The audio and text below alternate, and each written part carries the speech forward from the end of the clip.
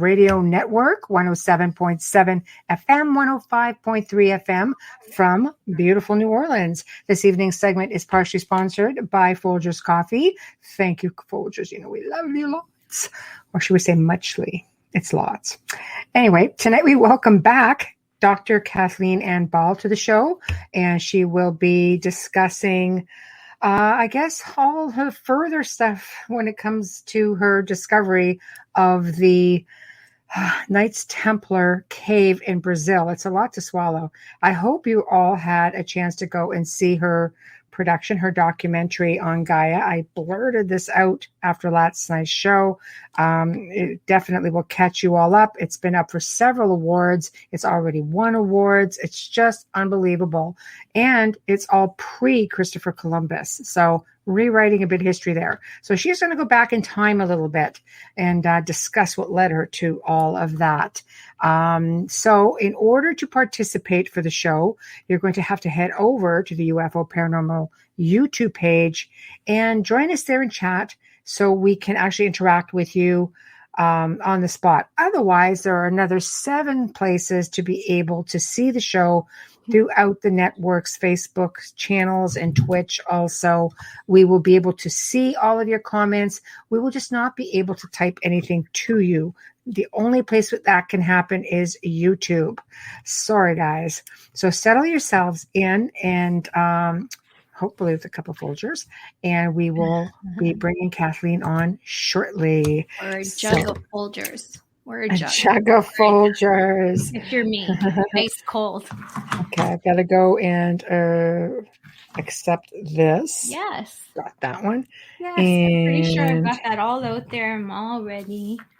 Good. I missed her the first time. It was after my dad had passed, so I missed her badly. And yes, looking forward to seeing her face to face and chatting with her. We comment on Facebook, but really briefly. So I'm looking forward to meeting her. Yeah, she's a doll. You'll love her. Wow. Yeah. Researcher, traveler, and explorer of the ancient sites. I mean, there isn't anything that she hasn't done. You mentioned the Brazilian Templar mystery is the story of Dr. Kathleen Ball's discovery of a cave hidden in a remote area on the outskirts of a small Brazilian town, a cave carved by the Knights Templar. But she's also got an incredible childhood that she's going to be talking to us about, and a Sufi master, which I don't even know what a Sufi master is. I had to double take that one. And I'm looking forward to learning about that as well. She is amazing. And she's got a few things coming up as well as her series. She does. And again, this documentary has been nominated for all kinds of awards. It's won some awards. I've personally watched it, and I mean, it's amazing. There's so much research that went into this, and it just blew my mind when I saw it, and I had to approach her and say, you really need to come and talk about this, because seriously, this is like the find of a lifetime. It really is going to rewrite history a little bit, well, a lot of bit. But, you know, from what I've been learning in just communicating with people here, there's a lot of stuff coming forward that is literally rewriting history. And I'm just trying to figure out, there we are. All right, I'm on a total other page here, but we don't appear to be live. It says live. You're there. Why do I not see video? It should be. Teresina Cordova Resende, si me sientes. There it is. So entiendo español, otras lenguas, nada. No, nada. That has to come on your part. Yeah. Thank God you could get that. In España or Mexico? Maybe she'll answer me there. She's writing on Facebook, so. Right. Yeah. Okay. Awesome. Yeah, so have Spanish in your back pocket. Nice. Oh, Hi, hello. Jessica. Yeah, she's wonderful. Like I said, especially after last night's show, I've had a couple of other people reach out, and being also from the Team Templar North America, and just with a little tiny snippet. And I was just like, oh, for real? It's a little tiny snippet. So things that are happening really are going to be history changing. And I'm hoping that they're going to come back and join Sean on a future episode because, oh my gosh. Yeah, it'd be cool. They've been posting some really, really amazing photos on their Instagram. You can follow them on Instagram. Carl Cookson and Hamilton White, and you can find them on Facebook. Although I think that you'll have more interaction with Hamilton White on Instagram. I believe he spends more time there. Carl does most of social media. Yeah, that's the Lost Relics of the Knights Templar. They are also part of Team Templar North America. So they've joined forces. So they're actually coming on, guys, next week. Next Thursday, they're going to be joining us. You might want to catch yourself up. It's very exciting. It's very exciting. I know. We always have fun with them. There's the lady herself. Hello, beautiful Dr. Kathleen. Hi. How are you? Okay, how are you? Doing good. Doing really good. Good. Yeah, your email bounced back at me, and I was just like, what? I know. I'm sorry.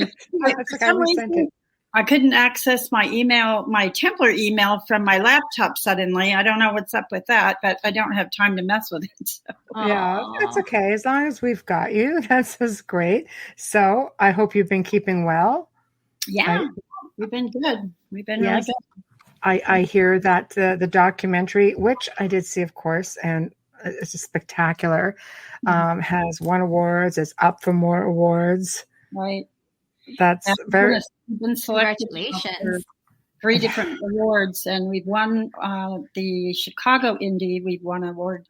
I don't know what it is yet because they haven't sent me the laurels, but and we've won a couple of awards for best historical documentary and best preservation of culture from the NGO, which is a UN affiliated organization. So. That's amazing. Congratulations. It's so exciting. And you know, it's just going to keep coming. The more people actually see this, it is spectacular. I gave it a big shout out last night because I told everybody to go and watch it so they can be sort of in a loop and know what the heck is going on tonight. So, hopefully. Yes. And I was informed by my agent yesterday that we're going to Cannes. We've been selected for an award at Cannes in France. Wow. Congratulations. That's a big one. Yeah.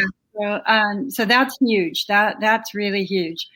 And that may open the doors for us to finish this series. And that's what we're hoping. So we'll see what happens with it. Oh, fingers crossed for you. This is a story, like I say, it's history changing and it really needs to be told and it needs to go the distance because it's just spectacular.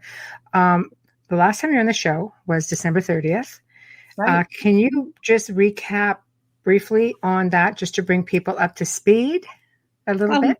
Yeah, we talked about the background of the discovery of the cave and a little bit about my background in terms of in relationship to my research with the Templars and in France, otherwise in 2009, and have been handed the keys to the dungeon in Dome, which was, a really interesting experience. And if I hadn't done that, though, and if I hadn't photographed all the graffiti in the, in the dungeon that the Templars left between 1307 and 1312, I wouldn't have recognized this cross as being a Templar cross when I got to Brazil in 2015. It knocked my socks off. I was just shocked to see this in the middle of nowhere in Brazil. So, and then we did briefly talk about that there are 3 more caves that I will be going to see in July. So, yes. Is that still a go with the whole world on its side of it? I'm not quite sure what's going to happen with my photographer right now. His mother's had some issues and having to care for her in Canada. They live in Canada, in BC. So. Wow. I'm not sure what's happening with that, but I'm definitely going back, and I have connection with another person that can actually conduct the interview or film the interviews that I have already set up. They're already waiting for me, and I have the Kalunga people over there that have come to me and sent a message to me that they're open to an interview, which is huge because they don't ever do that. That's phenomenal. Yeah. And then also, I'm going to be going back to spend some time with the Amazonian tribes that come into Alto Paraíso every year and have been doing so for several thousand years. And they are the ones that are rumored to have brought the Templars into that area.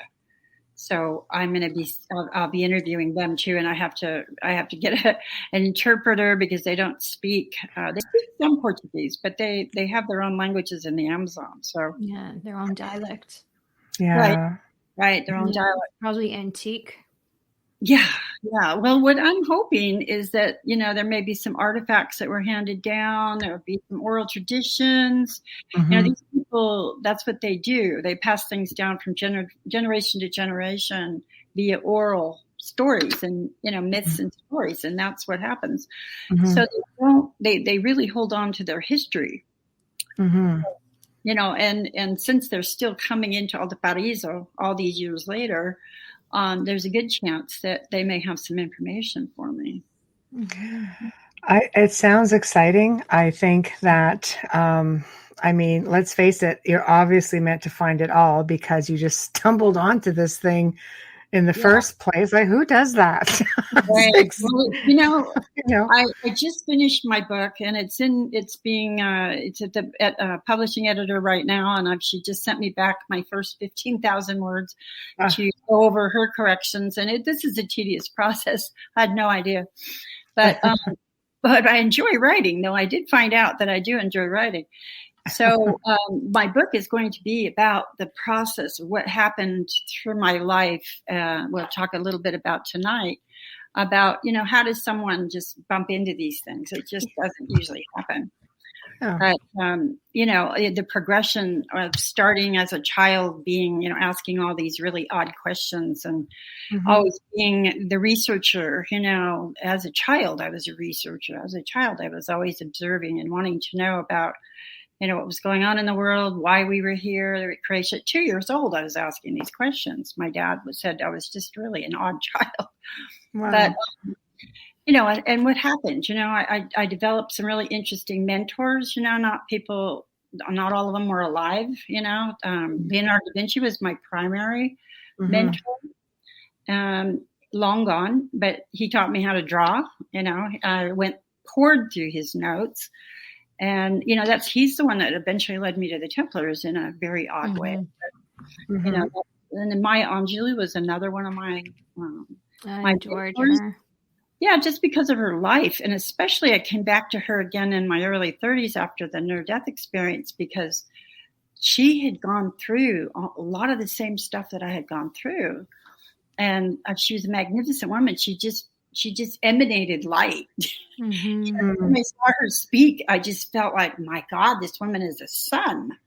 She emanates all this energy and light. She's so powerful. And, and Joseph Campbell was another one of my mentors. I firmly believe in that, the hero's journey. And I feel like that's what I've been on, is this hero's journey, this Grail quest, which is the name of my book, actually. It's the Grail's quest. It really is. It's a good old-fashioned boots on the ground Grail quest. It's just unfolded over the last 20 years into this magnificent, discovery of this cave, and now 3 more caves that I'll be going to see and discover.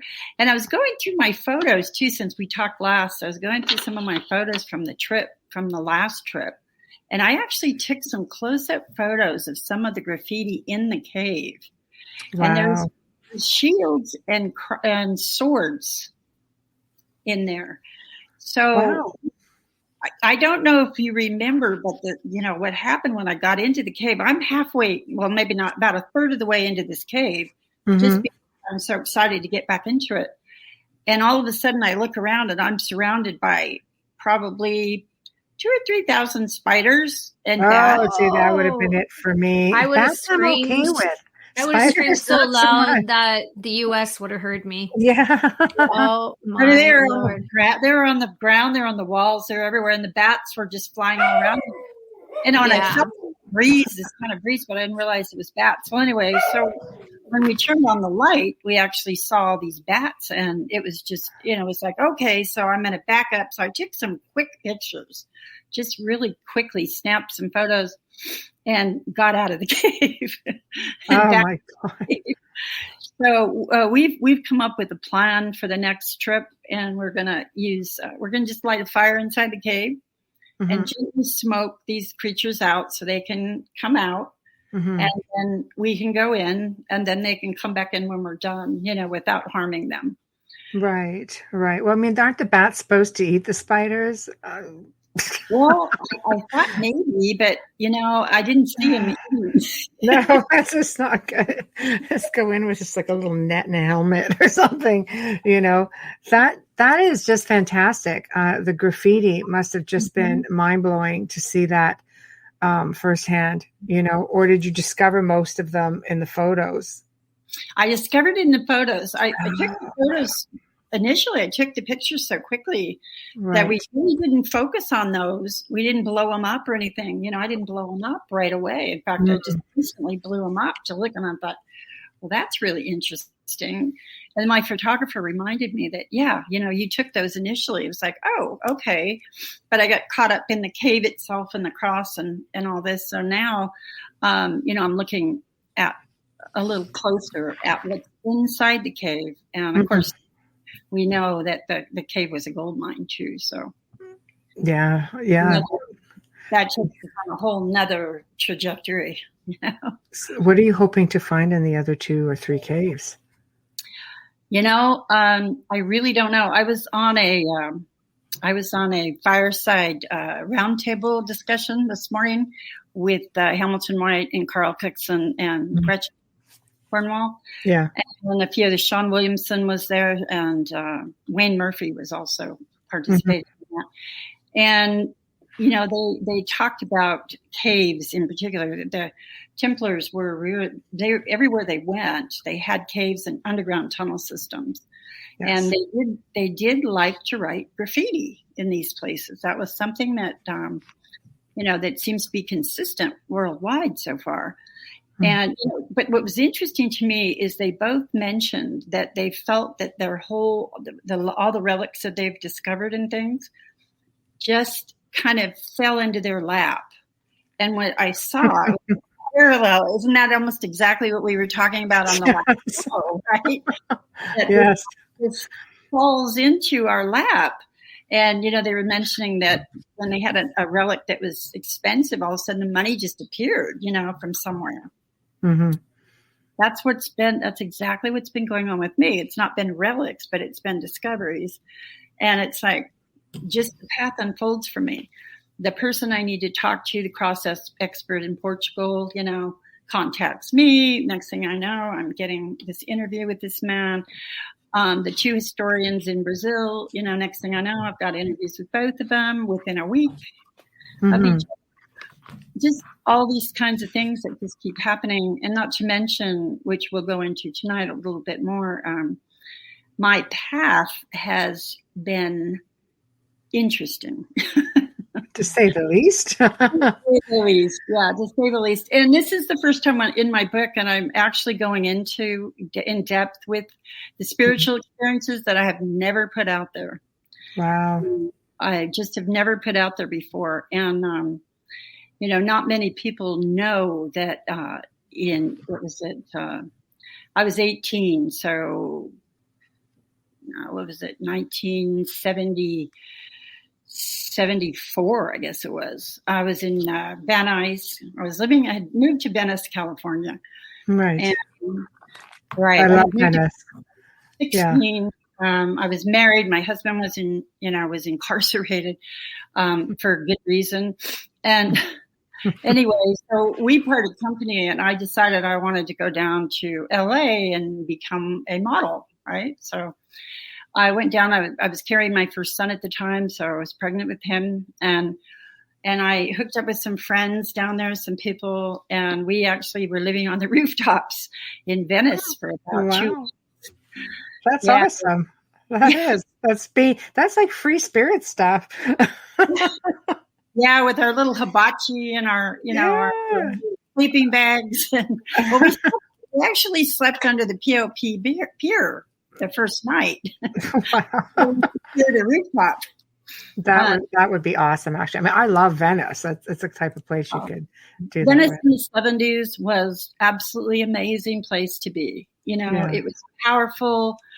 I mean, there was, Lenny Bruce was down there, his wife, Honey Bruce. I mean, all these people, the horn player was a good friend of ours. I mean, there was just so many people down there, artists, musicians, and it was just a powerful place to be in the 70s.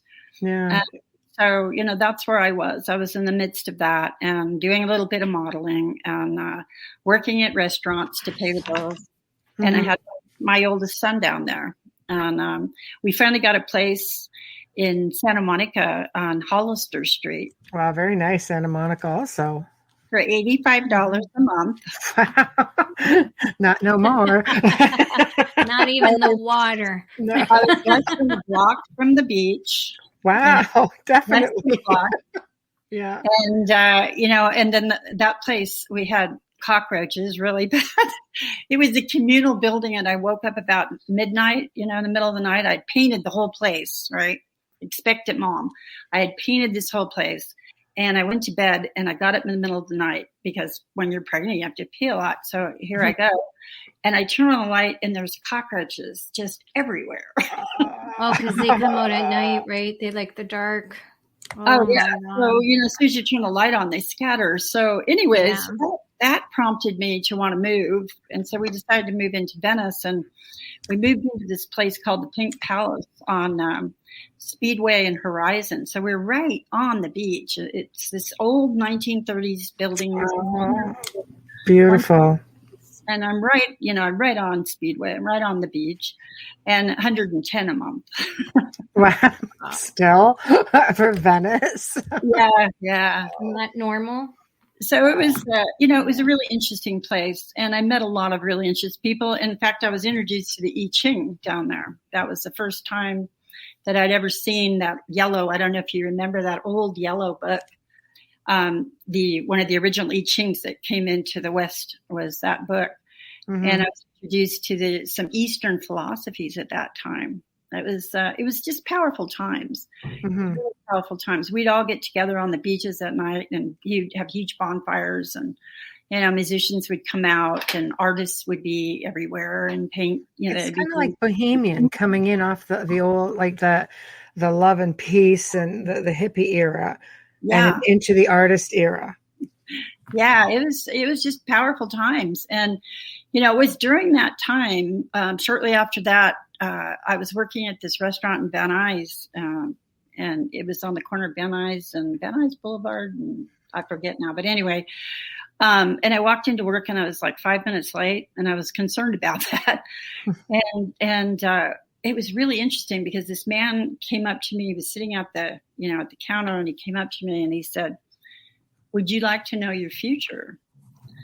And I just looked at him like, okay. I said, well, I have to get to work. And it was just really odd because my boss waved me on like it was fine. I was like, go ahead. And I was like, well, that's not normal. Anyway, I sat down with this man, and it turned out he was a Sufi master. And this was the first one. And so I handed him my palm, right? I handed him my palm. That's a different thing, yeah.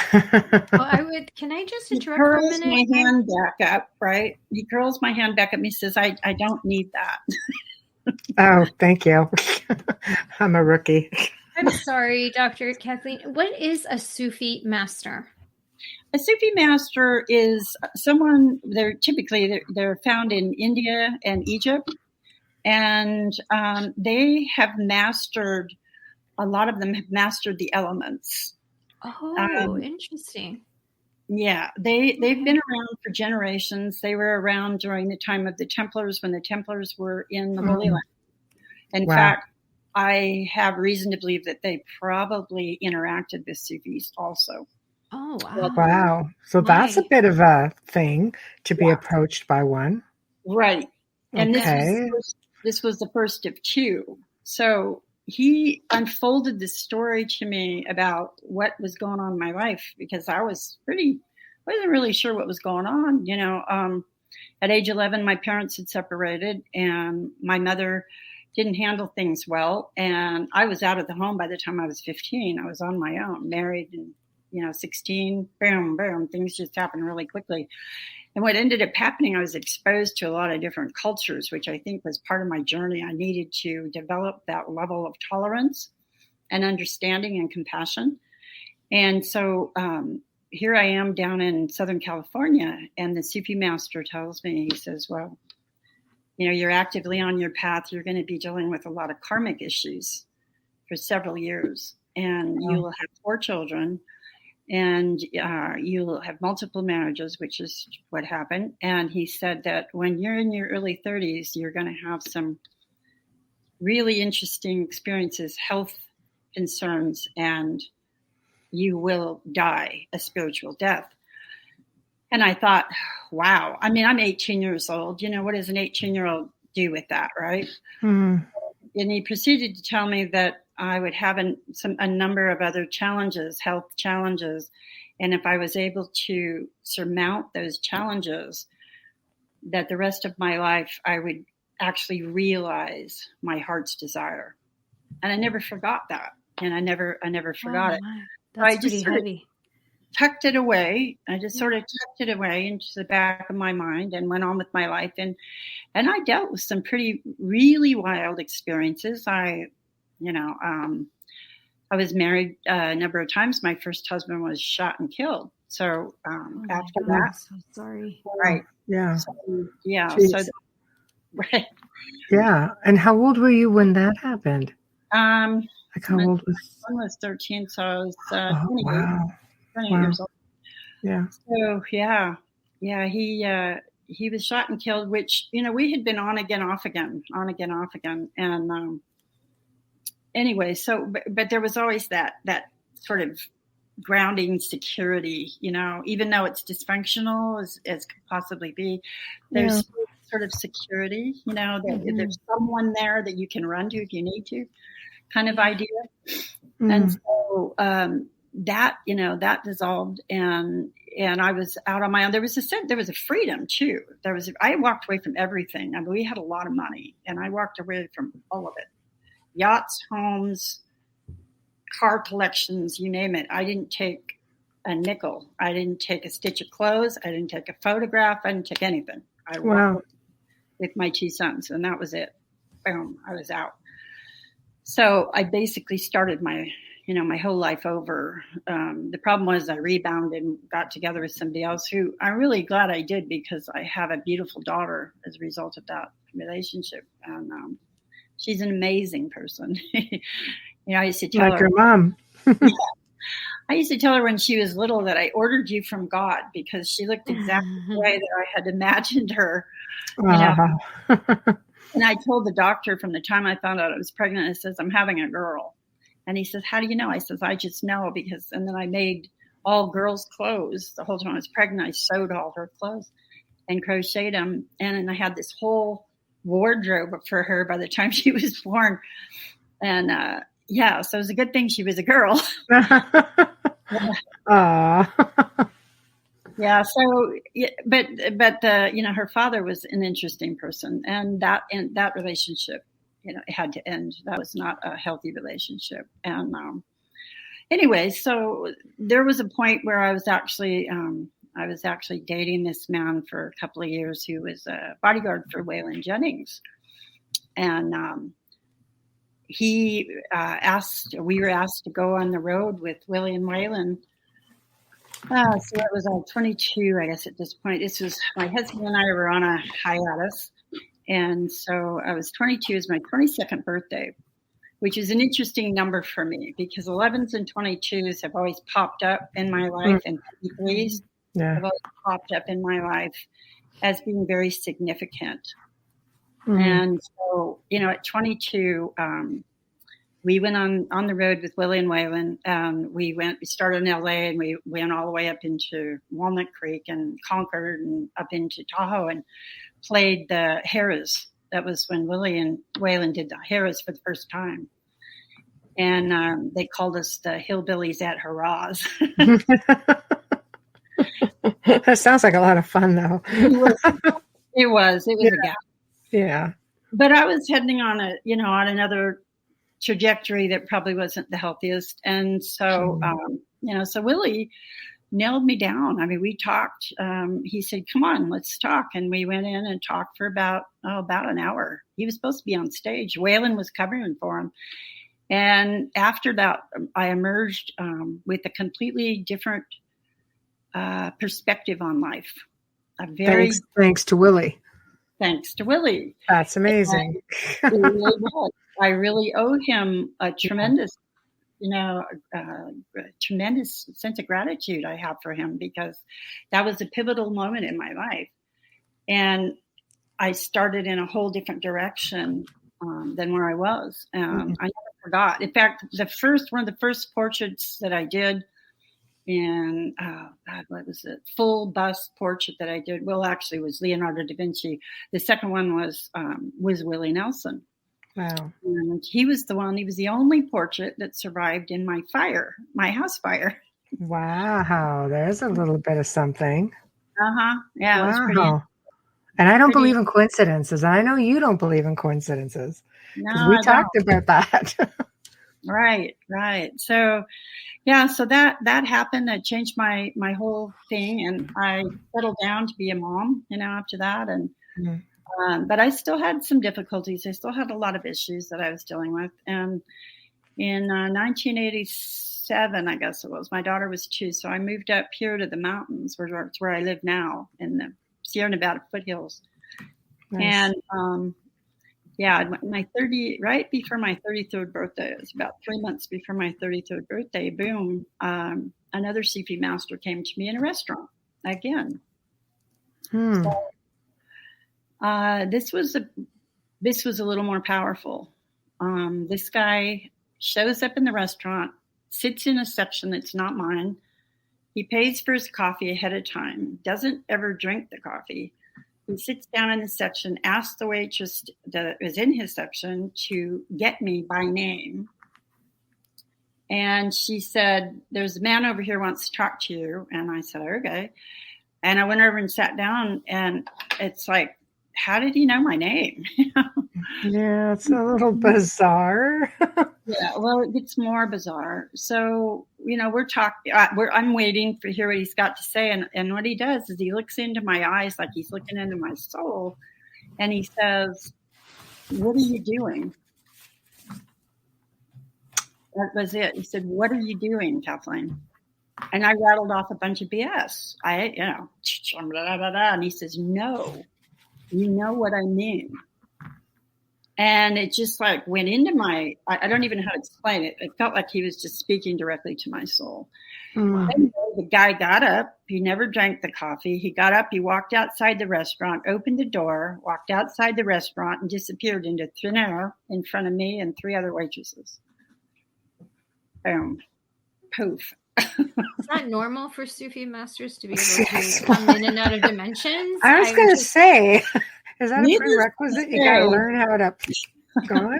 Wow. Like, seriously, how did you feel at that moment? What were you thinking after that? I thought maybe I was kind of losing it. Yeah, I would feel the same way, spiritual or not. Thank God for witnesses. Yeah, well, immediately I was stigmatized, and the other waitresses looked at me like, "What is going on here?" They didn't want any part of me. And I keep your weird friends away, Kathleen. Yeah. Well, I was fired. 3 days later, I was fired. Wow.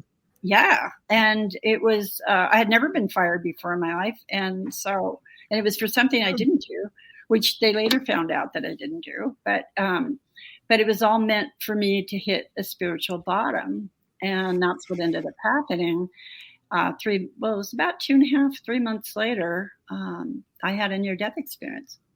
And when that happened, then I realized that all of these things that had happened that led up to that, the CB Master, everything in my life, every single minute had led up to that moment.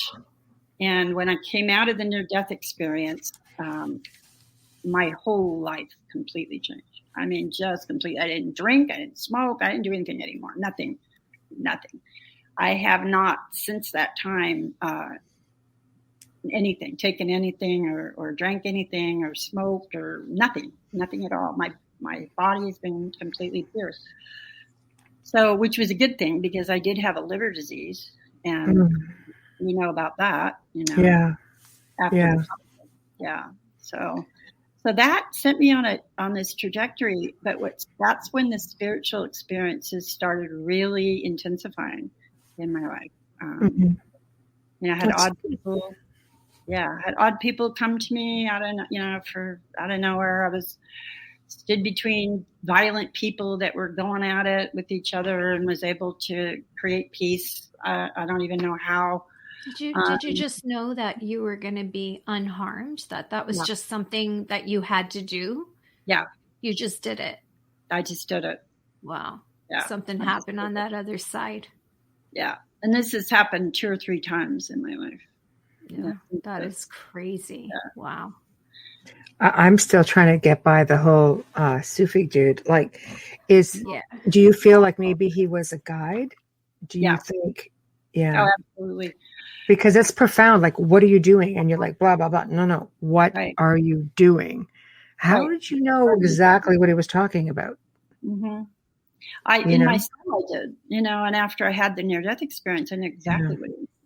It haunted me until I had that near-death experience. His words haunted me. And in fact, I got into I got into Eckankar for a brief period of time, trying to get into, expand my spiritual awareness with that, which, was whatever. I mean, I don't think that's where it was at for me. Obviously it wasn't, but it didn't hurt. But that's what happened is it caused me to understand that I needed to expand my awareness on the spiritual level. And when I had the NDE, it was no doubt, because what I experienced during the NDE was the most powerful experience in my life that I've ever had. It was just unbelievable. I believe what I saw was the future of mankind at some point in our future. Interesting. Yeah. And so, when I came out of that experience, I've been committed to bringing that into reality, whatever I'm supposed to do in this particular lifetime to make that happen.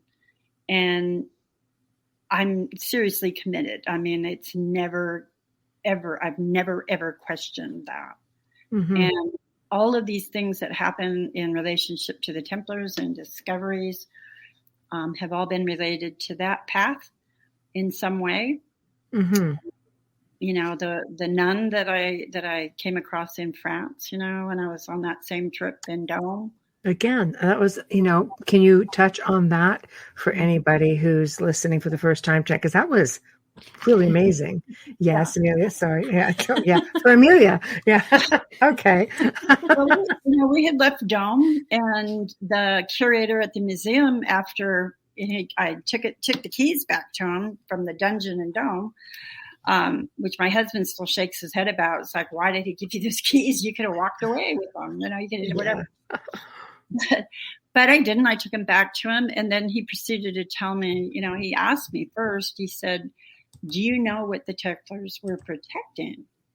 And I said, well, I have a general idea. I know they were protecting the people in Jerusalem, the pilgrims that were going in and out of Jerusalem. And I said, there's some indication that they had a relationship and understanding of Jesus and Mary Magdalene. He said, yes. He said that was their primary intent was to protect the bloodline of Jesus Christ and Mary Magdalene. And I was like, wow, okay. All right. So I'm hearing this from somebody else, in addition to the research that I had already done. And so I said, well, can you suggest any other places to go, that we might find some more information? He says, well, you can go into Marseille. There is some artifacts and things there. Well, we went into Marseille. All right. We did. My husband and I went there a couple days later. About 3 days later, we got into Marseille, and I immediately felt drawn to this one particular cathedral. So I told my husband, I said, let's go there first. So we went, we opened the door, it was locked. So we went and got some lunch and we went back. And as I went to reach for the door, this nun opened the door and she took one look at me and she grabbed me and she started crying and she started telling me, I have been waiting for you, madame. I have been waiting for you. I learned English in college so that when you came, I could speak with you. And she was probably in her late 50s at the time. Oh, Wow. Lord. Yeah, right? My husband took photos of us because he was pretty shocked. To say the least. But then that just seems to be your life's journey. It's just all these shocking moments. That was no surprise to me, really, other than the fact that no one had had never been quite like that, that kind of experience. I mean, I was a little taken aback, but she hustled me off into her studio, her little study in the back, and she drew a map for me. And she said, Madame, you must promise me you will go. You promised me that you will go. You have to go here to Saint Baume. You must go. And I said, okay. Yeah, all right. I wouldn't question that at that point. I'd be like, sure, whatever. Right. If you want to come, can I bring your family somewhere? Can I bring you a meal? Yeah, so we drove into St. Maximus the next day, which is just below St. Baume, but we couldn't find St. Baume. Oh. We couldn't find it. And so my husband said, well, we're supposed to meet these people down in Monaco. We had some friends down there we were supposed to meet. The 4th of July was coming up, and we were supposed to meet this friend of ours down there, entertainer. And so we left, and it just kind of kept eating at me. And anyway, so we were down there 2 or 3 days, and I woke up in the middle of the night, and I was like, I have to go back to St. Baume. And so I happened to draw this hut in my sketchbook. I woke up and I drew this little hut, and I didn't know what it meant. But anyway, that little hut happened to have been in St. Baume. It was on top of the mountain when we got there. But so we drove back, and this time we drove right to St. Baume. No problems, no nothing. Back then there wasn't a lot of signage. It was difficult to find, but we drove right to it. We stayed in the convent that's down below the mountain, by the grotto where she lived.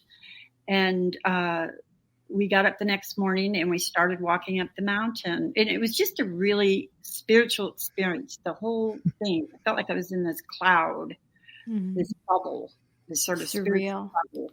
Yeah.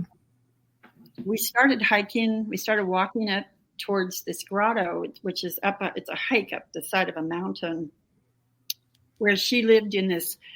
It's a grotto. It's many, many thousands of years ago. The mountaintop flipped over and it created this water inside this mountain and in a grotto that you can actually walk into, and it's huge. It's really pretty big. Anyway, so that's where she lived in intercessory prayer for 17 years is what the rumor is. The myth is that she lived there for 17 years in intercessory prayer.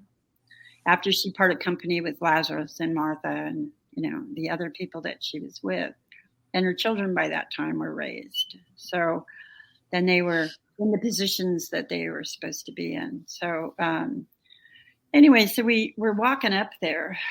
And the whole time we're walking up there, I've got butterflies landing on me and birds, like they're talking to me. They're like right into my face and I'm chirping, and I just felt like really happy. Everything just felt really happy. And I felt like I was being led up this mountain by the birds and the insects and butterflies. And so we get up to the top, and the Catholic Church had taken over the grotto. They turned it into a small chapel. So there were stained glass windows. There were icons, all over the place and stuff. And when we walked into the church, I immediately felt this dense energy pushing on me.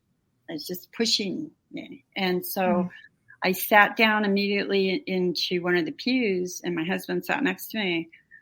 And I immediately went into a meditation. And hour and 45 minutes. I was just into this meditation. And what I kept seeing was all this dark energy swirling, and faces, these dark, sort of cloudy looking faces came into my face. And then they swirled up and out of the space. Once that was complete, then this light came in and just filled the whole place with this light. It was amazing. And so when I come out of this experience, my husband nudged me because a bishop had come in with 4 priests to conduct the Eucharist for the local people and I guess tourists or whatever. And so he nudged me because they were coming up to us with juice, for this Eucharist ceremony. And I opened my eyes and there's one of the priests is looking at me and he's just beaming, and I got this big smile on my face because I had just gone through this amazing spiritual experience. And I just feeling like so light, and this wonderful experience. Anyway, so we get up, we drink this juice and we get up and we're at the end of the procession of people that are going up to the bishop is to bless this bread and then you're supposed to eat it. It's a cracker. Well, I get up to the bishop and he grabs the cracker out of my mouth and starts swearing at me in French. Nice. Okay, then. Yeah. Oh, all right. What comes out of my mouth is, please forgive him, Father, for he knows not what he says. Oh, okay. He must have taken that really well. Which ignited a huge explosion. He was furious with me. And the 2 priests pick him up by the arms and take him out of the chapel. Wow. Wow, that's different because usually you have to be Catholic to take and place in the Eucharist. So, yeah, wow. Yeah. That's really bizarre. But then again, your whole life is pretty much like that. Right. Yeah. So I knew it was going on. There was spiritual warfare going on. That's what it was. I knew what it was. And so I knew it wasn't him. And I knew he didn't have any there was nothing personal about it. And so but I'm wanting to stay in this space and just walk around and enjoy the beauty, the light, and just all this wonderful feeling that I'm feeling. And in comes the priest about 10 minutes later. And he says, I am so sorry, Madame. I thank you so much for what you have done. We are so sorry. I can't explain. The bishop, I don't know what happened, but we apologize. You're welcome to stay as long as you wish. Is there anything that we can help you with? And I said, no, just, enjoying the space. But I think on some level that he knew what was going on. I think he knew what had happened because it was the same one that was smiling at me when I came out of the experience.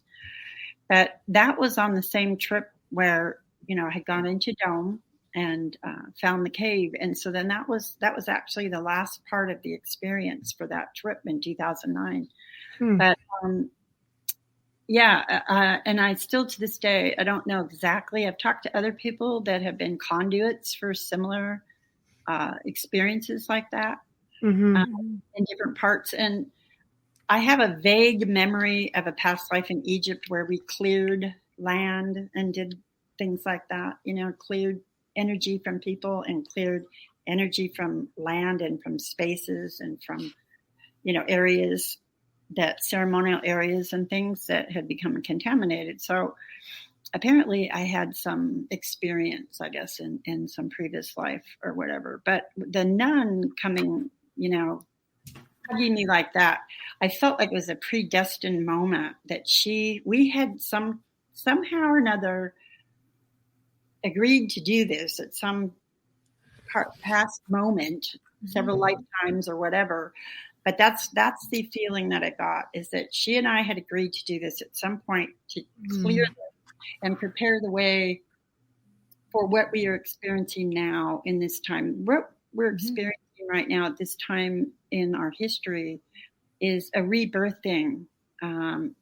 We see, rebirth of the Templars. We see the Cathars. All these spiritual groups are empowered now. Because they're about to make some we're close to an anniversary for them, aren't we? The Cathars and returning and prophecy. Yeah. If memory serves me correct. Yeah, exactly. And, I mean, there's a lot of pagan groups. If you look around, there's a lot more, there's like a resurgence of interest and a rebirthing of these concepts and belief systems and ways of life that are. You see it. I mean, you just have to look around and I mean, I look at, Carl and Hamilton, yourself, at Wayne and Team Templar and Gretchen and Sean, and discoveries are being made here that are literally rewriting history. They are. Like this isn't just finding a marker someplace. This is rewriting history. This is pretty colossal. And the fact that you're all joining together, to me, is even more amazing. To me, that's very powerful to me. It is. Today, when I was in that group with the roundtable with those people, with all of us together, it was really powerful. It felt really powerful. And we're going to do it again. We're going to come back again. So, typically 10 years ago or 20 years ago, that may have not taken place. There might have been a competition or whatever. There might have been those other issues going on. But today, for all of us to come together like-minded was a beautiful moment. It was really a powerful moment. And we all have the same agenda, which is to bring forth, the history, the relics, the truth, exactly, the truth of the Knights Templar. And I think. Do you think right now it's because the world is ready for it, and maybe they weren't ready for it 20 years ago? There's no way. Absolutely. Yeah. Absolutely. Yeah, I think the world is really poised and ready for this now. I think so also. I really believe that. I think people are ready to accept, that, I mean, everybody always knew Christopher Columbus wasn't the first one here, but there are those like, no, academic says, no, this is the way it is. And a lot of people don't want to stray from that sort of stuff for whatever reason. But now you have so much information.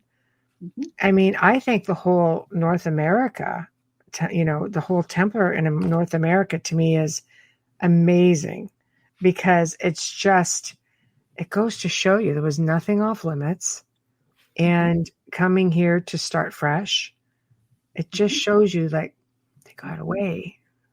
Yeah. Many got away. Right. Many did. And, the thing that we talked about today was we also, I agreed with the comments that were said today that when the Templars went into La Rochelle on October 13th, 1307, and everyone thought that they escaped in ships and went straight to Scotland. Well, now we're not so sure. We're not so sure. Well, some may have, but we think that many of them went left. That's right. I believe that. Yeah, and went into Portugal.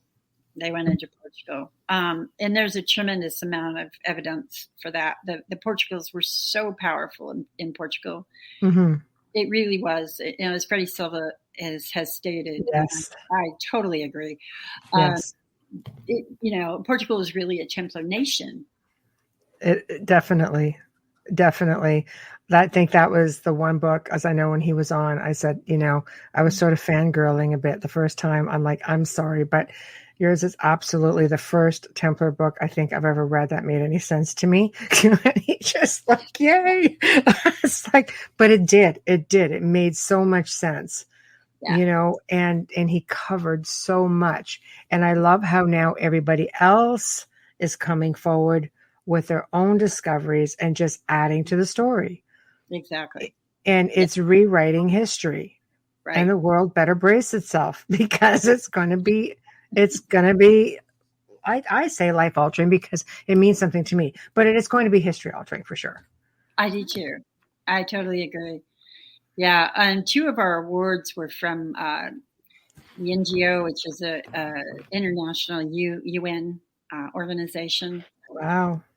Wow. And what that organization, what that actual award ceremony was commemorating Martin Luther King and Peace Initiative. Nice. And I'm a part of that. I'm also an ambassador and part of that. And Very I nice. very much believe in their agenda. And we're tying the Templars now into the indigenous cultures. Typically, Yes. I am with the indigenous cultures in Brazil, who I believe led the Templars into Alto Paraíso. And also the Templars in the Holy Land, they were connected to the Sufis, where, they're a very ancient culture. And the Ethiopian kings and the Ethiopian people, while they were there, the Egyptians, but they were connected with a lot of these indigenous cultures. And what the purpose of the NGO is, what we are trying to do is raise the awareness of the indigenous cultures and what they have to say, because they have a tremendous amount to offer the world right now. Mm-hmm. Tremendous amount. They carry oral traditions and medicine that is desperately needed right now. I mean, our Western medicine has got some serious gaps. I mean, we really need solutions to problems rather than just, it's all about money on the Western side. Yeah, I was going to say, people really seem to manage a lot in ancient times. I mean, not on everything, obviously, but I mean, natural. I do much better with natural than I don't take a lot of medication. But I agree with you. Education, or we do lack here in the West on many things, on many levels. Well, the interrelationship with nature, I think is primary. The connection with the indigenous people, and I believe that the Templars were they were in line with that. They were very much in line with the earth and the mother. I mean, the Templars that I spoke with in Portugal, one of the first things that we talked about was when we talked about Mary Magdalene and Jesus, and he said, the Templars were very reverent. They had a great deal of reverence for the mother of us all. And it was in the documentary, Yes. João talked about that in Portugal. But the reverence for the planet, for the mother, for this mother that has given us all life, and the mother that births us, and the mother goddess.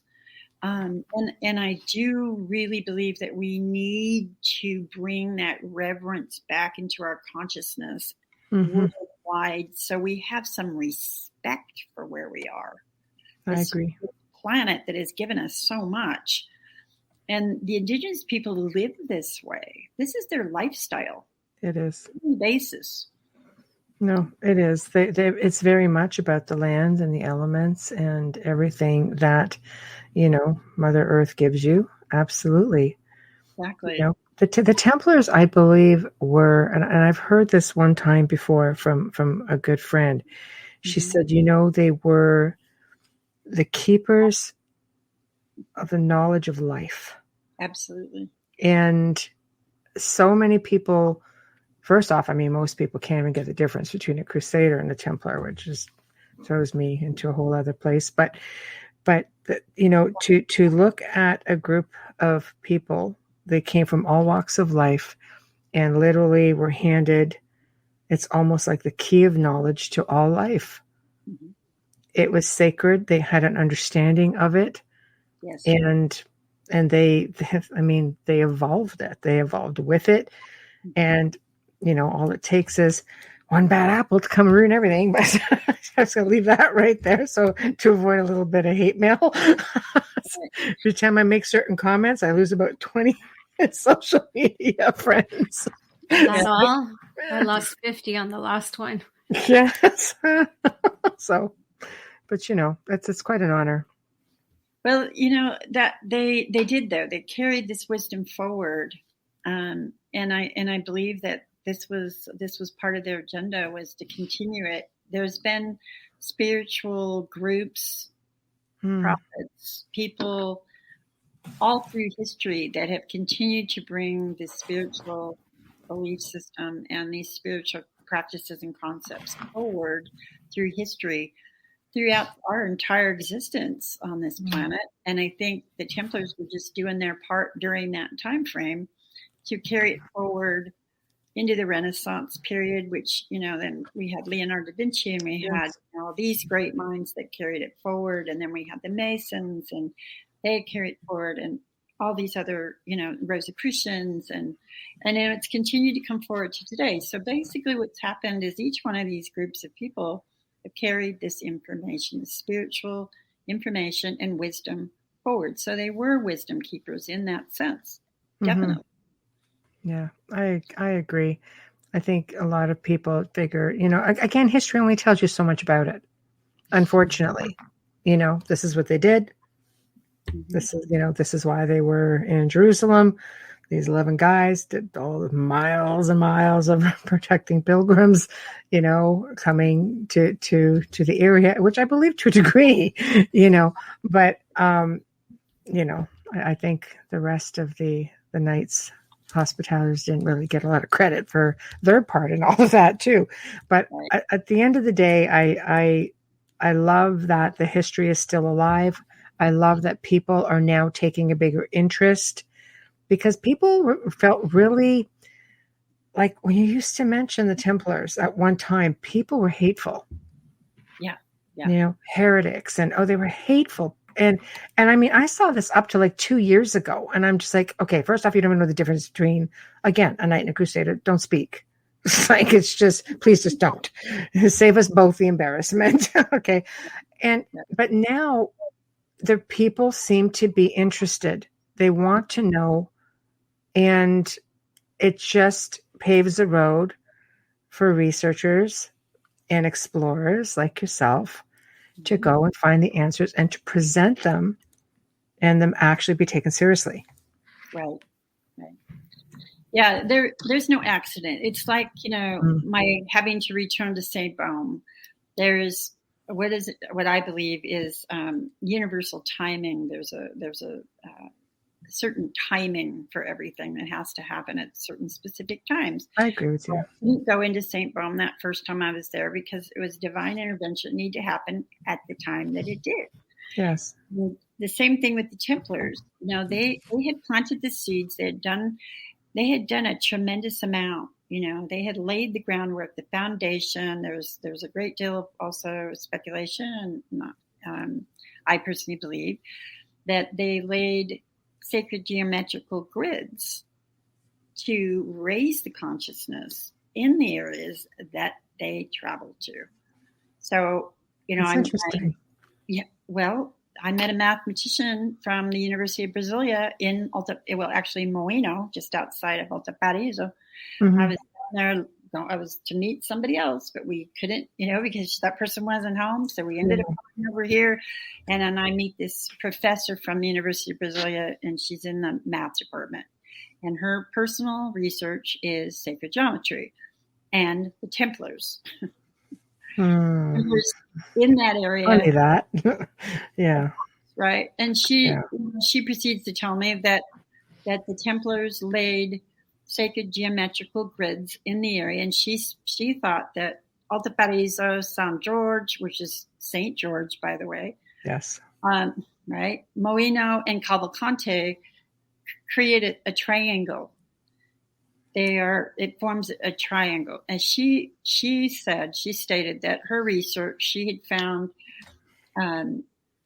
graffiti, and she found symbols that the Templars had left in specific places, and she believed that they laid a grid there. She called it magic, that they used magic to embed this consciousness into the place where we were in this specific area. And I know for a fact that the Templars in Portugal had a specific agenda. They welcomed all nationalities, all cultures, all religions, culture, economic, whatever. But when they conquered the Moors, they invited them in. When they conquered Islam, they invited them to stay. The Cathars, the Druids, there were Druids already there from, long time before. I found Druid sites there. Wow, that's ancient. Yeah, that's a whole nother topic. Yes. And also when I was at Almoral Castle in Portugal, not many people realize it, but there were Neolithic, there was an area where it was obvious to me that there had been Neolithic, there was a grinding area that had been left by probably Neolithic culture. Mm-hmm.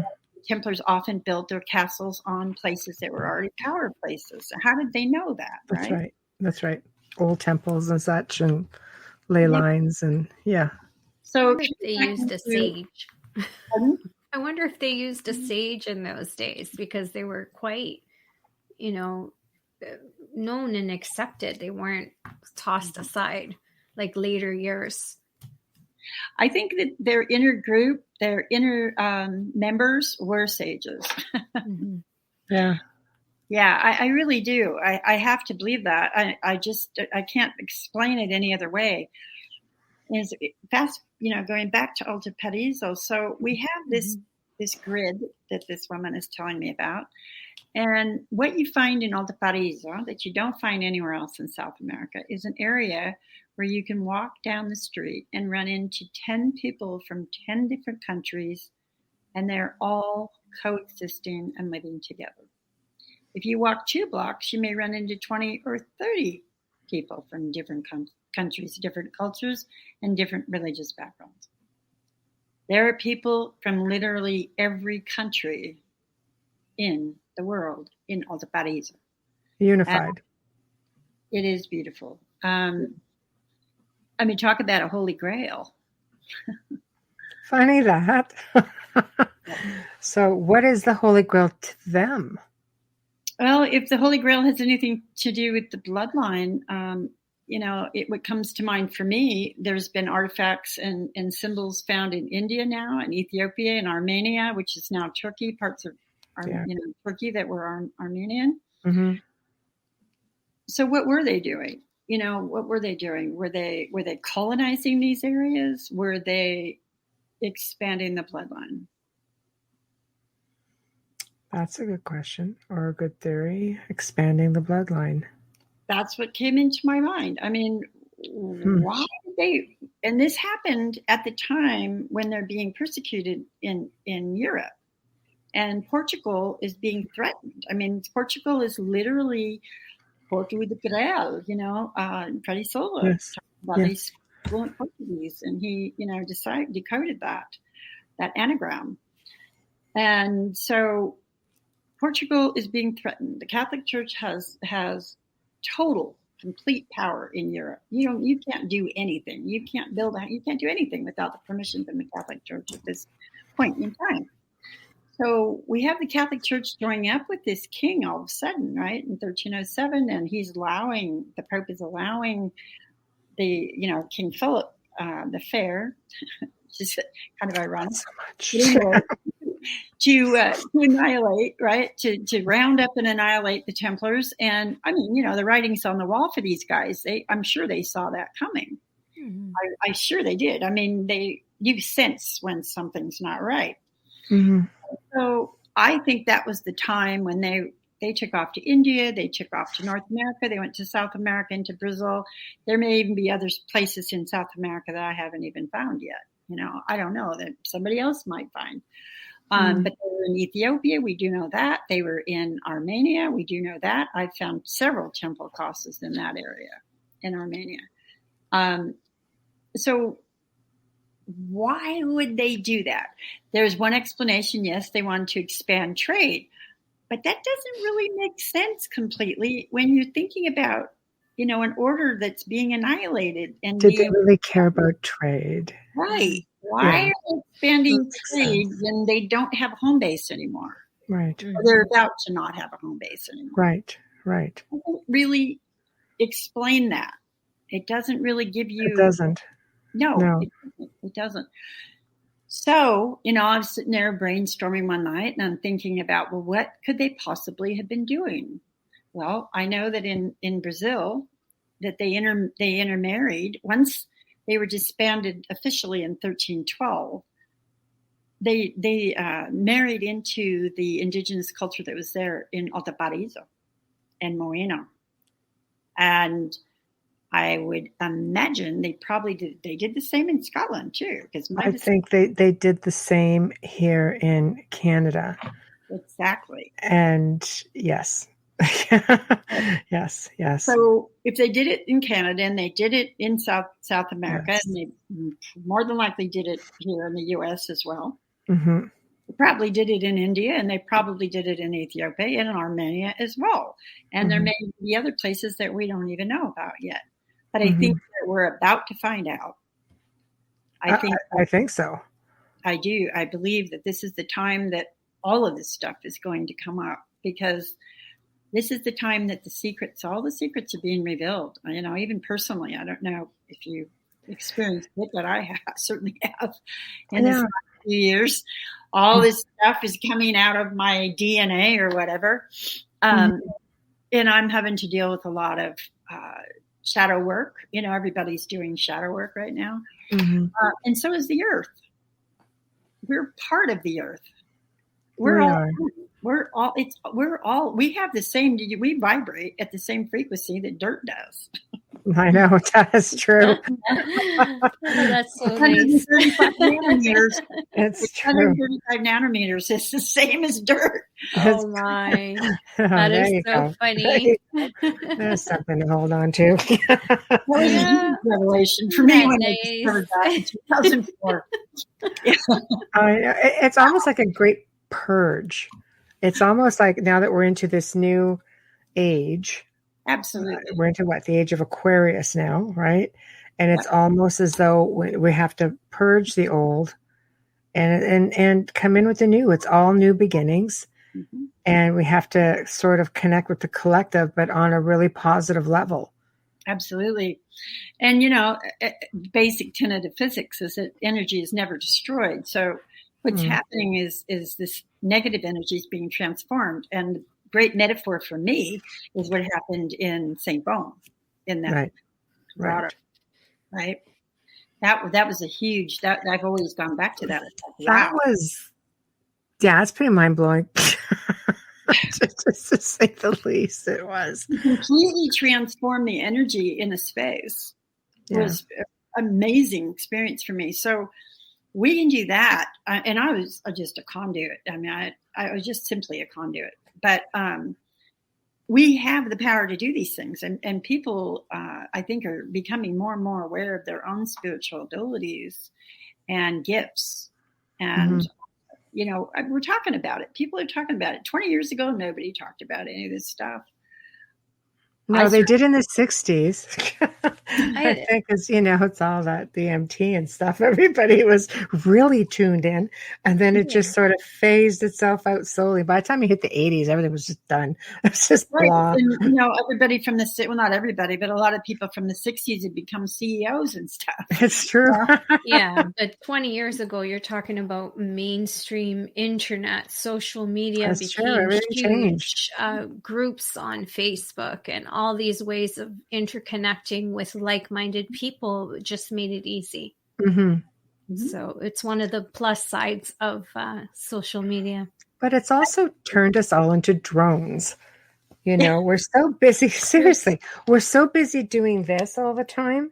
We're watching everything go by. You know, we're misinformed. We're easily distracted. That's true. I stopped that a year ago. I don't have my phone on me when I'm moving around. I don't have my phone beside me unless, I could, because I mean, it's awful. My dad passed away in November, so I didn't have that constant need to be connected to a phone, to the point where I had an Apple Watch and a phone. God forbid I miss a phone call that he's not well. And after he passed away, it was almost like the freedom of the internet. And I believe it's a lot easier to take things in this way rather than being online, you know, going back to old books and going back to nature. Like you said earlier, you know, Templars were grounded. They were extremely well grounded. Right. They didn't have that distraction. They had focus. Well, they walked hundreds, thousands of miles. Yeah. They walked all over Europe. They walked, I suspect, all over South America, North America. You know, once they got off the ship, they walked. They walked everywhere. You know, I recently came across some information from a gentleman from a clan in Scotland that he actually lives here in the U.S., but his clan goes back to before pre-Templar times. And wow. Yeah, it's a big wow. Well, what's interesting is that his great grandfather, born in 1232, died in 1290, had an ancient Portuguese, actually a Brazilian, indigenous Brazilian nickname. Well, then that is interesting, isn't it? Like, why would that be? Documented history. Yeah. And he shared this information with me, so I'm going to be following up on that research when I go back into Scotland. Hopefully, we'll see when I can actually get there. But I know. I've been trying to get back. I've been trying to set up an itinerary to go there. Tour. Yeah. We'll see what happens. But after my Brazil trip, I'm hoping that travel starts to open back up. Mm-hmm. I'm going to check into that. And so now what I'm looking for is that coat of arms anywhere in Portugal. So when I go back to Portugal, I'm going to be looking for that name, that family name, the coat of arms, as I think I may have seen it in the convent de Cristo, but I'm not positive. So I have to go back and do some checking. But it tells me, okay, so, I mean, yes, they took ships, but they also walked, you know, they walked thousands of miles, and they were grounded with the earth. Mm-hmm. They were really, really grounded. I mean, they were farmers, and they were into animal husbandry. They were into banking. I mean, they were into all sorts of stuff, but they were grounded, very grounded with the earth. Mm-hmm. Yeah. You know, they were so exceptional in so many ways. Do you think the orders of today are as the orders of yesteryear, so to speak? Because life is very different, you know, and I've met people from all walks of life in many different orders. I'll leave that right there. Mm-hmm. And some of them more focused than others. Well, I think it's the same as it was then, because you had your core Templars, then you had, you know, you just had several different types of people that were all Templars. I mean, they all had a main focus back then, which was, you know, to bring about Christianity into the Holy Land. I mean, they had that major focus until Acre. And when Acre fell, then that's when it started falling apart for them in Europe as well. Yeah. But I think that with any group of people, you know, people have asked me a zillion times, well, are the Masons, what's your opinion on the Masons? What's your opinion on the Rosicrucians? You know, what's your opinion on this and that? And I say, you know, there's good people and bad people in every organization. And I don't mean that necessarily bad. I just mean people who may not have all the answers, or they may have a different motive for being involved with that group. And you're going to have a variety no matter what group you're talking about, because that's human nature. And it's our job to develop a certain discernment. And that's one of the things that this COVID lockdown, whatever you want to call it, I think that's really helped us to sit back and develop discernment. There's a lot of choices to make that are really serious choices right now. Yeah, I agree. I do agree. And like you're talking about, we're being bombarded with fake news, and, you know, the media, we're just tons. A lot of garbage. Tons of it. Yeah. We're getting GMOs in our food. We're getting, you know, chemtrails, which I happen to be a believer in. You know, we're just being bombarded. I told my husband the other day, so it was probably safer during the Neanderthal times. All you had to deal with was. It's true. Get out there and get me a mammoth, something, anything, you know, like mammoth, whatever was creeping around at that time. But bears. I know.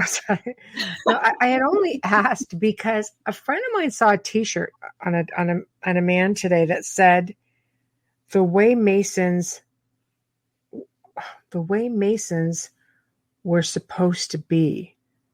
Oh, and I would wear thought something like that? Yeah, and I'm like, that's a very unusual thing to wear. And he went, right? Maybe so he lays bricks. Maybe. I don't know. Maybe he's a whole other Mason. I don't know. Human nature, getting back to human nature, is like, we're all at different levels of our spiritual growth. And, and I do believe that the Templars understood the deeper initiatory aspects of the spiritual death. Yes. I had an NDE. It happens for people different ways. In Egypt, this was part of the initiatory experience, was to swim down into the pool full of alligators. You didn't know where the exit was. You had to stay down there until you went through the exit, and you didn't know what you were going to come out in. You didn't know. But you faced death because you had no choice. You had to actually come to terms with death and no longer fear it, so that you could keep going. So you could find that, and I'm sure there were a lot of people who didn't find it. But it's got to be a better way than alligators, like ayahuasca or something. I've never been one to fear death. Ever. No, I've always felt like it's just a continuation. But I've once I had my daughter, it was like, I don't want to miss anything. You fear leaving her behind, and because my mom passed away 25 years ago. So I was so young, and I just think, oh my God, I pray that doesn't happen to her, for her to feel that pain. But I'm more than happy to move forward to the next level. And yes. I've had 4 NDEs, and very different, all very different. And maybe that could be why, because one was very young. That could be why. I have to say, we have to do a station Our ID. station ID, yes. Thank you. We'll be heading into another ND. Yes. Joe's well, he put all those ns all over the screen. I think, because the hint, You're listening to The Outer Realm with Michelle Desrochers and Amelia Pisanospecial, and tonight our special guest is Dr. Kathleen N. Ball. We are live on 107.7 FM and 105.3 FM in New Orleans. We are the United Public Radio, and this broadcast has been partially sponsored by the good folks at Folgers Coffee. Thank you, Folgers. Yay. So there we go. Business is done now. Back to the fun stuff.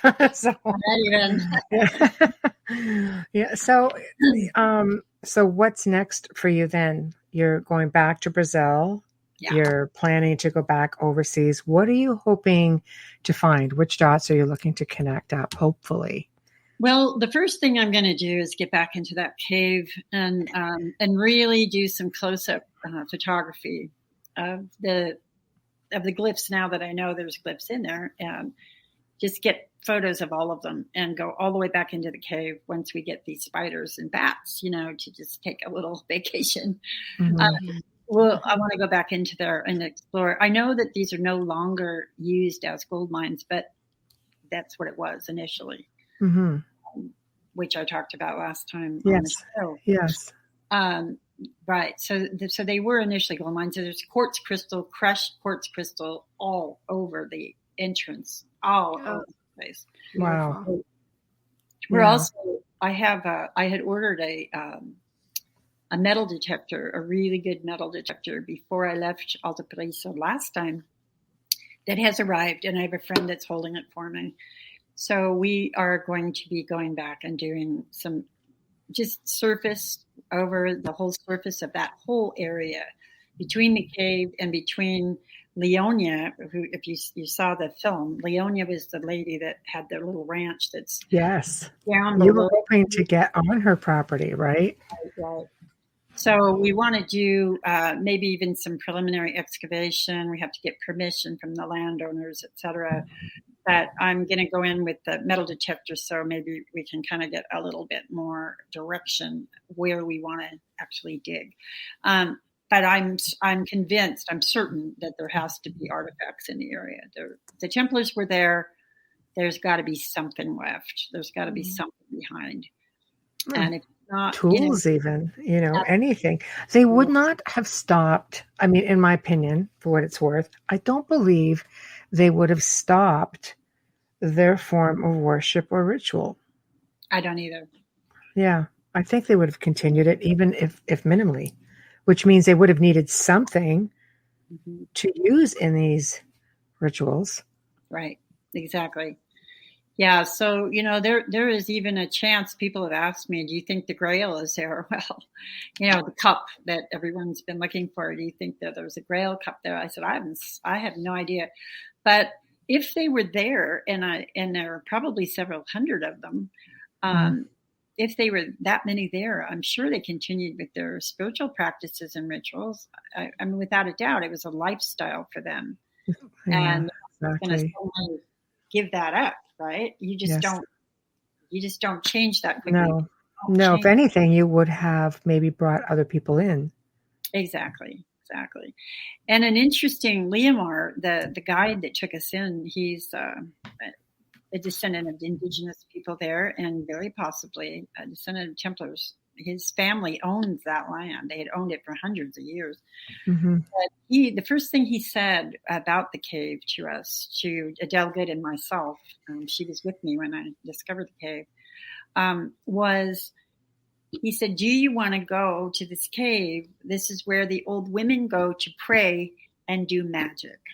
This magic is a big word over there in Brazil, right? And we said, oh, yeah, sure. And we wanted to cool off too, because it was really hot that day when we discovered that, we were out there tromping through the woods, and we're in the middle of nowhere. I mean, you see from the film, we're literally in the middle of nowhere.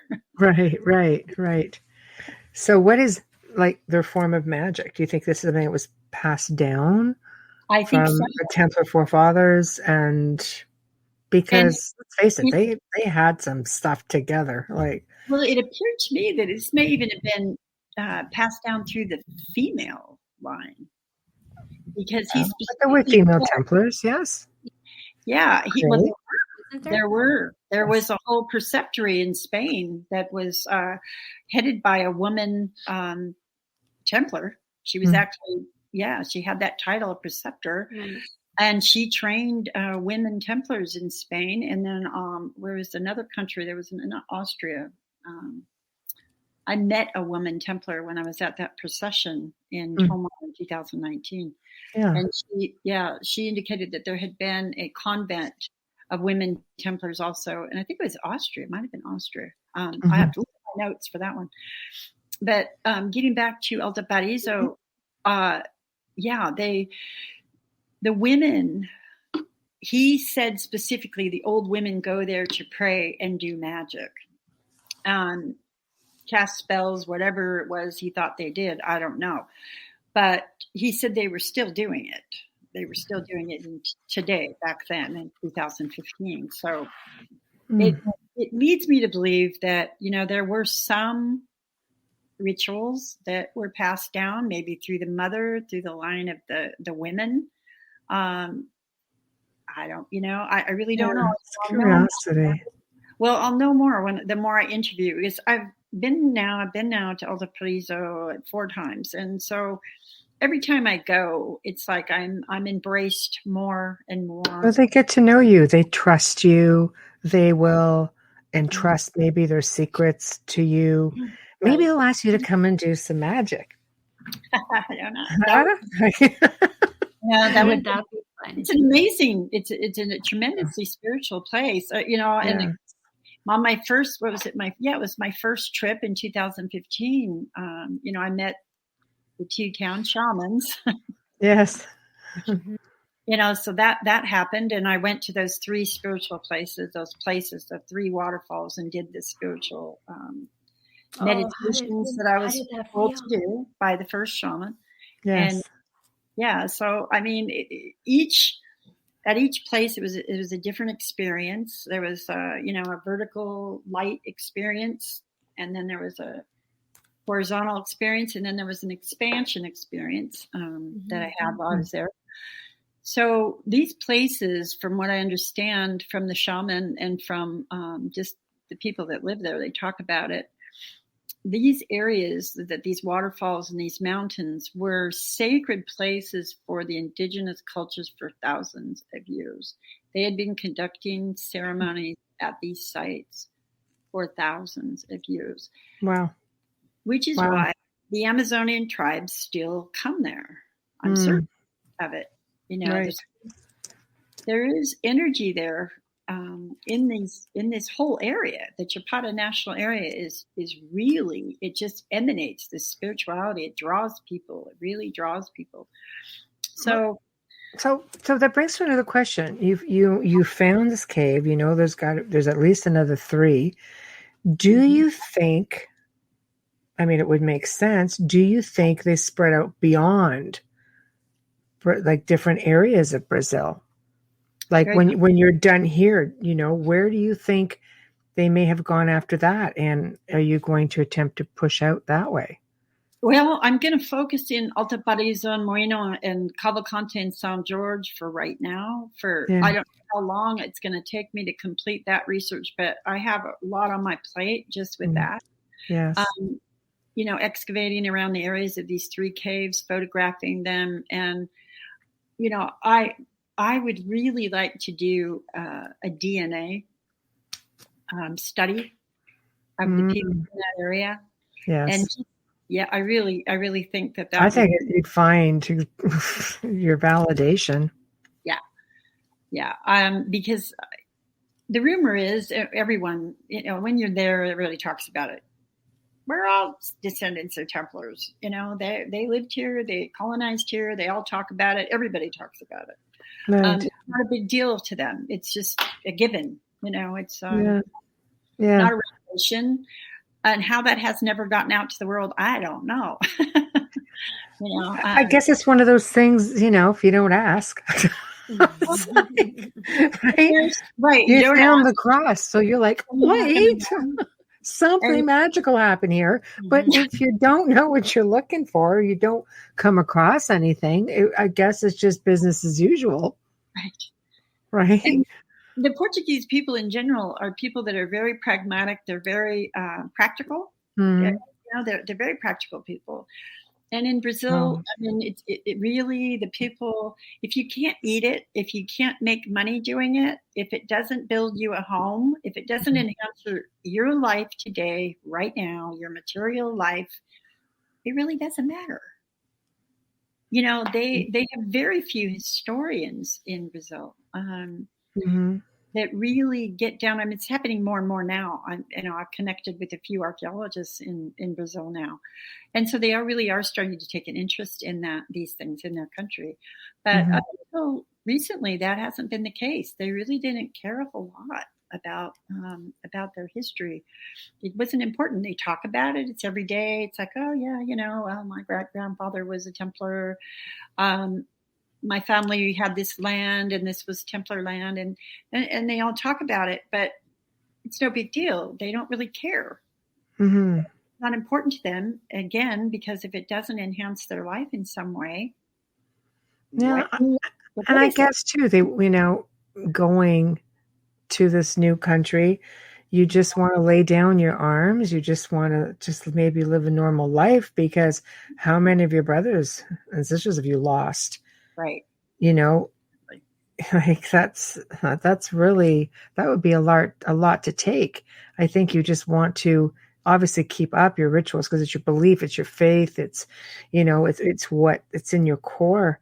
But I think maybe you do get to that point where it's like, you know what, I'm going to take a spouse, right there.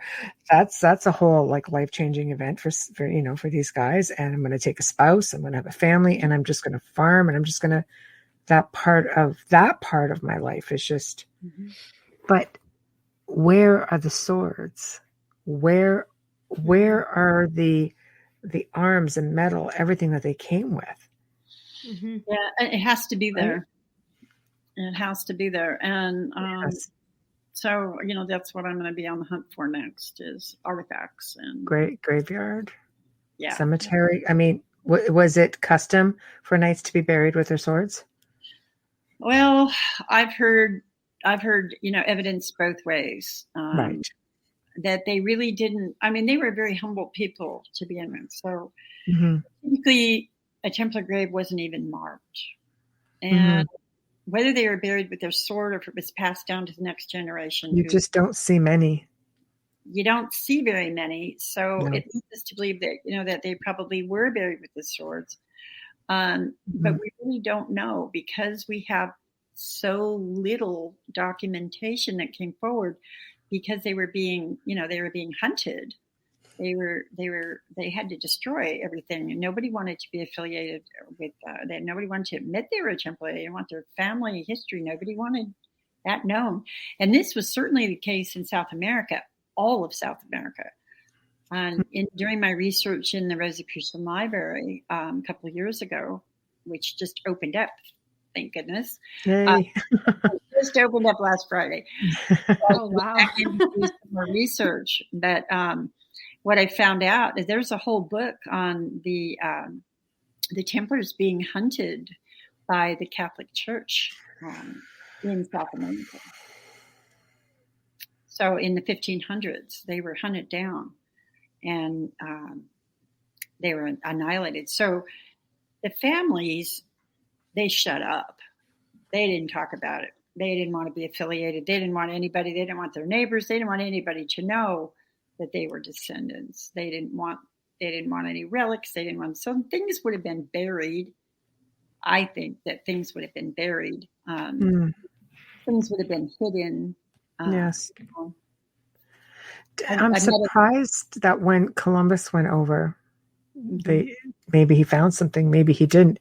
I believe that he married into a Templar family, but there's a lot of questionable stuff about him that I'm not going to get into today. Right. Another show. Yes. Right, another show, exactly, Amelia. A whole other show. That would be a whole other show. Yeah, because you're coming in with Templar crosses, white crosses on your sails. You're clearly coming in representing, to me, the obvious. Was there a connection made at that point? Right. And the fact that Brazil was initially considered an island and called the island of Veracruz, which means the true cross. Right. Yeah. Well, right there. So this was before it was named Brazil. It was just called Veracruz, the island of Veracruz. And I think that the reason why, and I'm one of my guest speakers, one of my the people from Alto Paraíso, Brazil, João Batista Ramos, from the castle. He created a castle, a Camelot castle in Alto Paraíso. Nice. Castle. That's the other bizarre thing of Alto Paraíso, right? We have Camelot. Nice. Yeah. Why not? You have a mix of everything there, apparently. They do. You can find a little bit of everything there. But he recreated this Camelot in that area, and he was a sort of he didn't go to the university to become a historian, but he did his own history, and he agreed with me. He thought that the Templars came in the 1300s. He had found his family members. He's a descendant of a Templar family himself. Mm-hmm. And he said, that his family members came in the 1400s. So at that point, they had to have been Knights of Christ, right? They could. Yes, that's Templars right. Founded, the Knights of Christ were created in 1314. So there was a little bit of overlap in Portugal. But anyways. The Hospitallers. Pardon? Or the Hospitallers. Red Cross too. So right. Depending. Hospitallers, right. Yeah. Well, they were a distinctly different order. Yes. But they all came together in the Holy Land. They all had to work together in the Holy Land. Yes. But there was also a lot of their lands and a lot of their castles and whatnot were given to the Hospitallers. Yes. After 1312, after the disbanding, they had given those lands and things. Yeah. So, but I think their initial agendas were different. That when the Templar Order had a specific agenda, and I mean it was pretty obvious. They went right straight into Jerusalem. And immediately they moved into the stables where the Solomon's, his old stables above the Temple Mount. That's the first thing. That's the first place they went, and that's where their headquarters was. Right. Right. That's where they stayed. So, right. And there was 11 of them. They were supposedly to protect all these thousands of pilgrims that came in. Wow. That's what I mean when I read Freddie's book. I'm like, you see, right there, we're just starting, and right there, there's all this sense being made. So, but I think, I think it's a beautiful journey.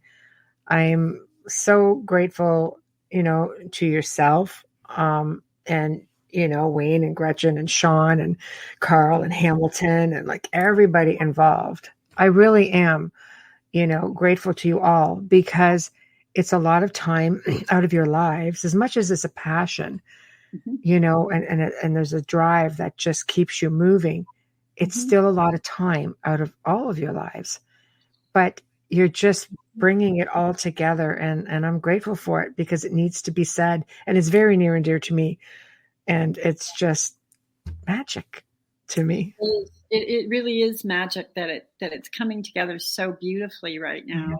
Yes. And all of these people are coming together, like we talked about before. We are coming together. I'm a part of the North American Templar. Yay! Gretchen invited me, and I absolutely Very nice.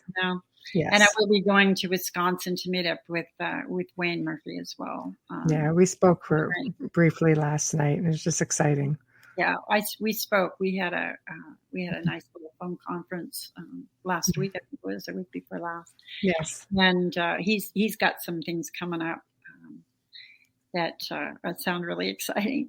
Oh yes, yes. And I will also be going into Wisconsin just to see for myself. I want to see what they're looking at. It could also help me to recognize things in Brazil as well.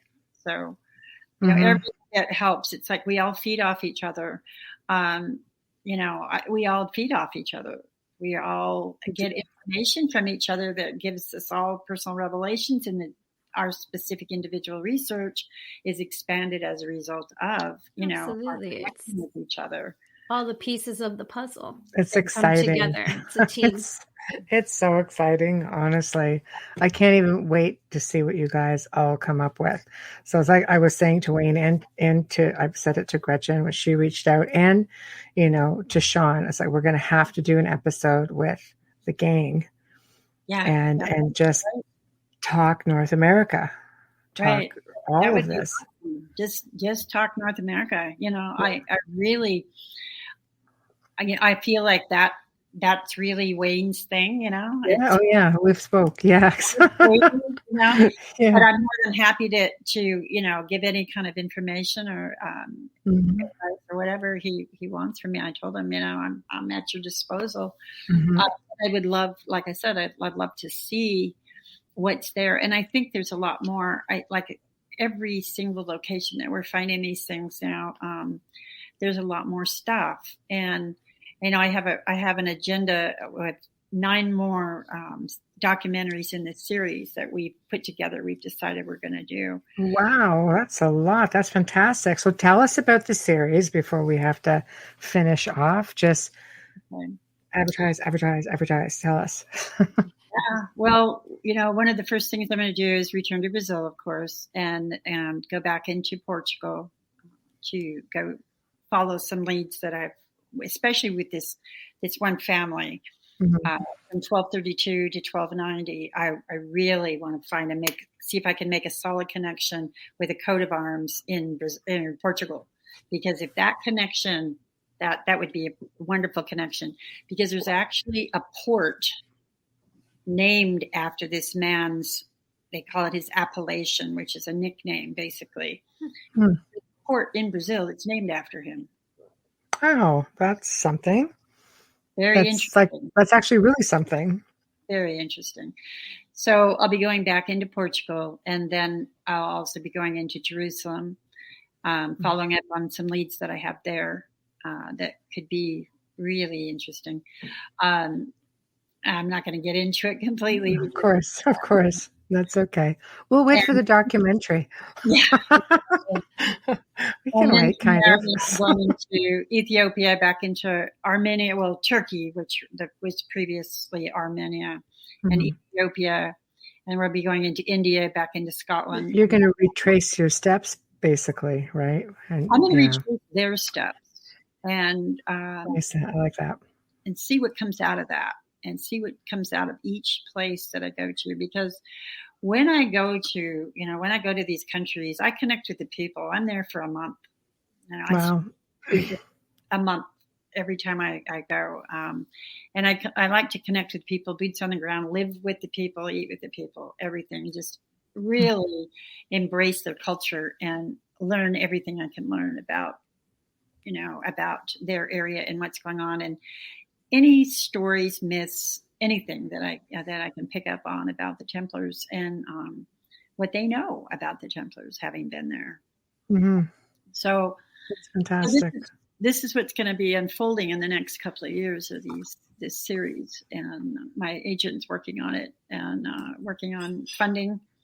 I'm going to be funding initially first few trips myself, just because I want to do it. I'm not going to wait for continue to do it. But I think the more you find, people will just come forth with it. Mm-hmm. I really do think so. Well, as everything's unfolded so easily the way it is now, I mean, I just know that it's going to happen. I just know that everything, when I need it, it's going to be there. And it will. So I'm not concerned about it. I'm not worried about it at all. And we did make a nice, tidy sum from the Gaia, from the documentary. So very nice. Further the research. Yeah. Mm-hmm. Perfect. So that is going to fund, the next 4 trips. So. And your book is being released when, ballpark? As soon as we get this editing process. The tedious part. Yeah. It should go pretty quickly, actually. This part should go pretty quickly, because I'm working with a really, really great publishing editor. She lives in the UK, and she's been doing professional editing for publishers for the past 30, 40 years. Excellent. Right. Yeah, excellent. We have a couple publishers in mind already, so it shouldn't take too long. I'm looking at maybe a couple of months. Oh, good, perfect. So be out by the summer read, poolside read. No, that's fantastic. So tell everybody how they can find you. So you can find me on my website is templarsinbrazil.com. And then Facebook, it's Templars in Brazil. Or you can find me at Kathleen Ann Ball on Facebook. And my email is templarsinbrazil@gmail.com. There we go. Yeah, you can reach me at any of those places. And if you sign up on the website, you can actually get updates. Updates as to when the book's coming out. Yes. We've been, nominated, selected for a number of awards now, in addition to the ones we've already received. So those will be posted. Any lectures that I'll be doing this next year. We have a trip going to Egypt. As a matter of fact, I have nice. I'm taking back to Egypt. I used to take a trip every year into Egypt and take a group of women, initiatory type thing. And I didn't do it. I think the last one I did was in 2019. But anyway, I'm going to resume that. I'm taking a group of women in 2022, which is going to be posted in the next week. Very nice. Ironing out I have my itinerary. We're ironing out the last little bit of the details, and that'll be posted. So that's going to be coming up in March of 2022. So very nice. Following the path of Nefertiti, which should be really interesting. Very nice. Sounds like a lot of fun. Yeah. Well, again, such a pleasure having you on. Wealth of information, a whole bunch of new information. And I mean, I know you're coming back on with Sean Williamson in August, just for those listening.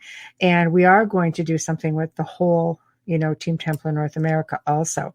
So those of you guys who are listening to Dr. Kathleen Ann Ball tonight, yes, she's going to come back. So with a whole bunch of new fun stuff. So anyway, thank you again for taking the time to join us tonight. It was a pleasure as always. Absolutely. It's wonderful. And it's wonderful to meet with you too, Amelia, in our virtual Zoom here. Finally, it's really nice to meet you as well, and to work with you again too, Michelle. It was wonderful. Thank you. I really enjoy your show. I find it very enjoyable. Thank you. Thank you very much. I just love to offer that platform for people such as yourself. Yeah. There's a huge listenership, millions of people a week tune in. So it's just, I guess, doing our part. Right. Well, we all have our parts. I'm a firm believer in that. And I was talking to a girlfriend about that the other day. We all have our little part.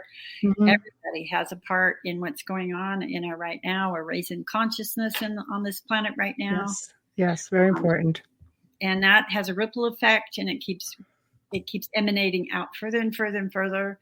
Mm-hmm. And who knows? I mean, I can just only imagine what this planet can look like in 10 years. Here's to hoping. We will drink to that. Yeah. Oh, thank you for joining us. You're very welcome. Pleasure. Have yourself a great evening, great weekend, and stay safe and keep up on all those excursions. I love watching you just going out and having these wonderful experiences because we're locked down here. So, but thank you again. You're very welcome. Yeah, thank you. Thank you. Well, we've come to another end of a fantastic segment here in the Outer Realm. Thank you all for tuning in. Big thank you to our special guest, Dr. Kathleen Ann Ball. Huge thank you to Folgers Coffee for partially sponsoring tonight's show. Big thank you to Joe Montaldo, who's basically taking care of things behind the scenes. Please remember to go by the UFO Paranormal Radio Network's YouTube channel. And we have a new one called UFO Gods and Extraterrestrials. So go and look that up and give it a little bit of a like and subscribe, please. So while you're there, don't forget about us on the Outer Realm on Facebook and Instagram. If you'd like to see a specific guest or topic, or perhaps you'd be interested in being a guest yourself, please email us at theouterrealmcontact@gmail.com. Again, theouterrealmcontact@gmail.com. So tune in next week as we have 2 more amazing guests. Well, I'll say 3, actually. Wednesday, June Lundgren returns to the show. She's going to be discussing dark and demonic entities, which is pretty awesome considering she's a pet psychic and got to talk all fuzzy stuff last time. It was amazing. Thursday is a return of 2 of our favorites, Hamilton White and Carl Cookson from Lost Relics of the Knights Templar. Will be coming back and discussing more on the Tomar Horde, as well as some of the projects that they have in the works. So until then, Amelia and I thank you. Have a good night. Have a good, safe weekend. And speaking of weekend, just got to plug it. Don't forget that Joe Montaldo and I will be doing the Gray Zone Uncensored every Saturday, 6 to 8 p.m. Eastern, 5 to 7 p.m. Central. Thank you and good night. All right.